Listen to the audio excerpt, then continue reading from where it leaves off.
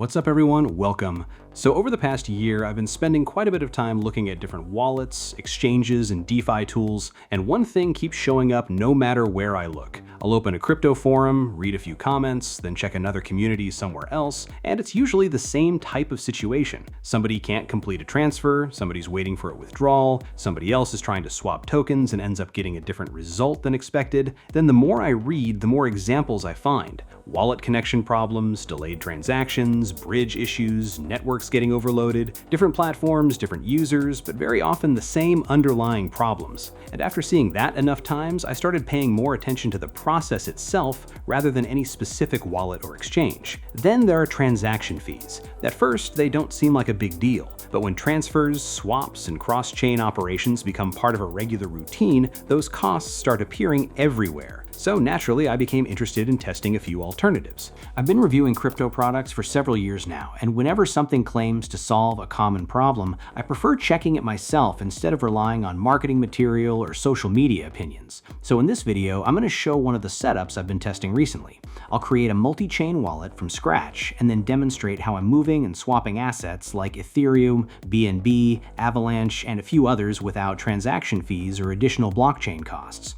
Alright, before getting into how the underlying system works, I want to show the setup process first. I've always found that looking at the actual user experience tells a lot about the quality of a product. If the onboarding process is confusing, that's usually not a great sign. So let's start from the beginning. On the main screen, I click Create Wallet.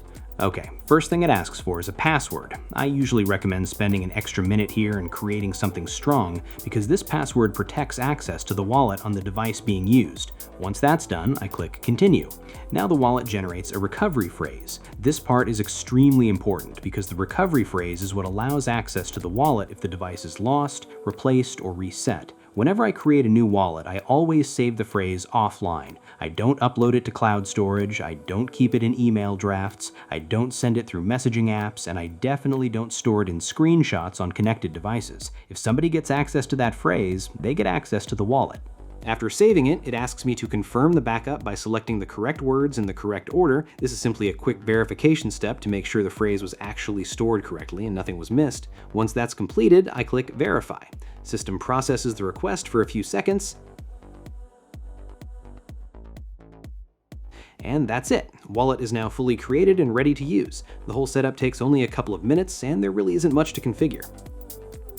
Alright, now let's move on to the part that most people are probably interested in. I've been using this wallet regularly during testing, so instead of creating an artificial example, I'll use my own wallet. What I want to do here is send a few assets to my MetaMask wallet. So first I copy the receiving address,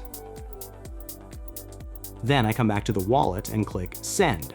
Then I select the destination network. I always double check this step because using the wrong network is one of the most common mistakes people make when sending assets. After selecting the correct network, I paste the destination address, enter the amount I want to transfer, and continue to the confirmation page.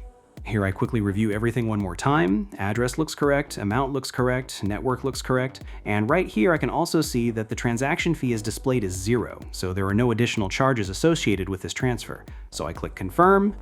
Good, transaction has been submitted, so now it's just a matter of waiting for it to be processed.